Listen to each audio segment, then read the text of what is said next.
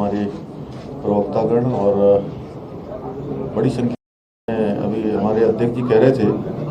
कि बहुत बड़ी संख्या में आज सभी हमारे मुख्य channel, electronic media, print media, social media और डिजिटल मीडिया के सभी हमारे पत्रकार मित्र, छायाकार बंधु, मैं सबसे पहले तो आप सभी का इस तिथि बहुत नजदीक है, वहाँ पर वो आपका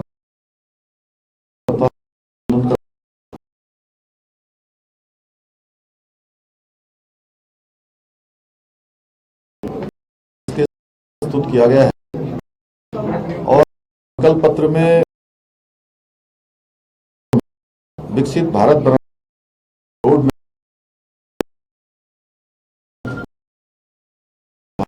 भारत विकसित भारत बनेगा, उसमें सेवा, सुशासन, गरीब कल्याण और मोदी जी की गारंटी का ये संकल्प पत्र है। और जो पहले भी संकल्प भारतीय जनता पार्टी ने देश की जनता के सामने, प्रदेशों की जनता के सामने रखे हैं, वो सारे के सारे संकल्प पूरे हुए हैं, वो धरातल पर उतरे हैं। देश के समग्र विकास और आने वाले उज्जवल भविष्य के लिए ये मोदी जी की गारंटियां हैं। आदरणीय मोदी जी ने इस संकल्प पत्र के माध्यम से विकसित भारत की नींव रखने के साथ साथ हर वर्ग के उत्थान की नींव भी इसमें रखी है। इंफ्रास्ट्रक्चर से लेकर गरीब कल्याण, सेवा, सुशासन, महिला उत्थान, नौजवानों को कौशल विकास के साथ आगे बढ़ाने का, गरीब के कल्याण का, मातृशक्ति के उत्थान का और समाज के अंतिम छोर में खड़े हुए हर एक व्यक्ति को आगे लाने का और 5 सालों में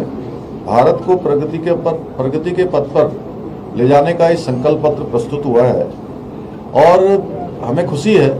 कि आप सबके सामने हमने जो संकल्प 2022 विधानसभा के आम चुनाव में रखा था कि उत्तराखंड के अंदर नई सरकार के गठन होने पर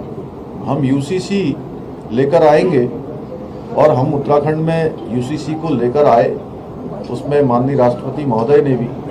हमको उत्तराखंड के लिए यूसीसी की स्वीकृति प्रदान कर दी है। और अब भारतीय जनता पार्टी के संकल्प पत्र में माननीय प्रधानमंत्री जी के नेतृत्व में पूरे देश के अंदर यूसीसी की आवश्यकता इस संकल्प पत्र में प्रस्तुत की गई है। तो निश्चित रूप से ये यूसीसी समाज में जो व्याप्त कुरीतियाँ हैं, कुप्रथाएं हैं, महिला सशक्तिकरण है, महिला की सुरक्षा है,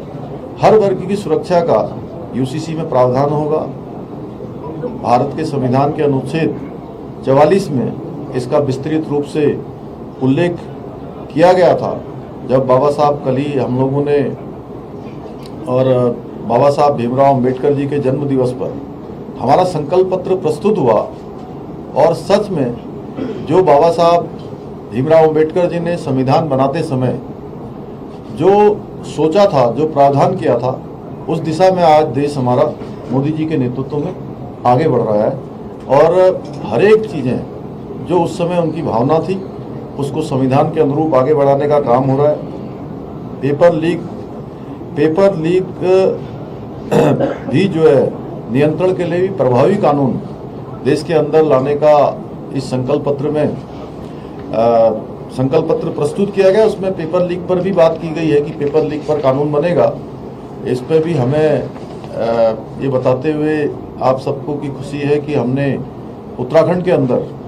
एक बहुत कड़ा कानून, नकल विरोधी कानून उत्तराखंड में पहले ही हम बना चुके हैं। और उसके कारण से आज प्रदेश के अंदर हजार लोगों को, पिछले 2 सालों में हजार लोगों को हमने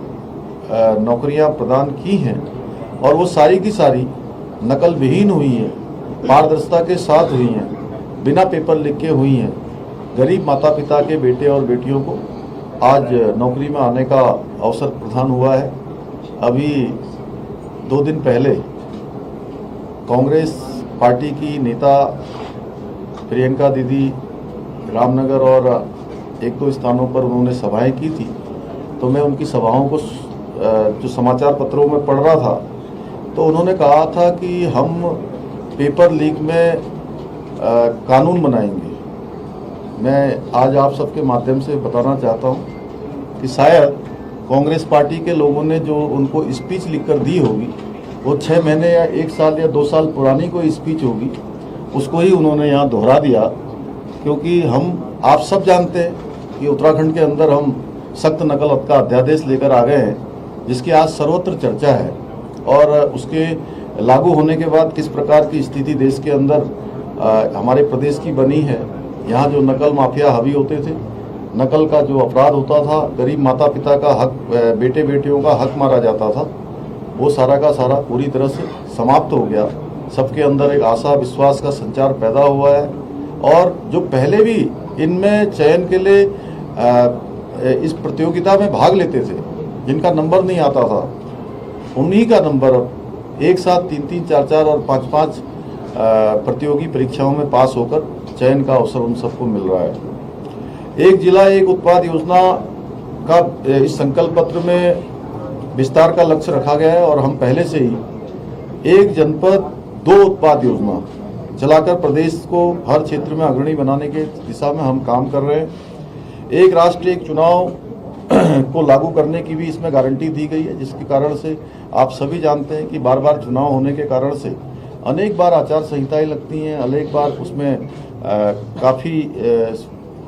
साधन लगते हैं, धन लगता है, उस सब की समय की बर्बादी होती है, बार बार आचार संहिता लगने से काम बाधित होते हैं। तो और उत्तर प्रदेश के मुख्य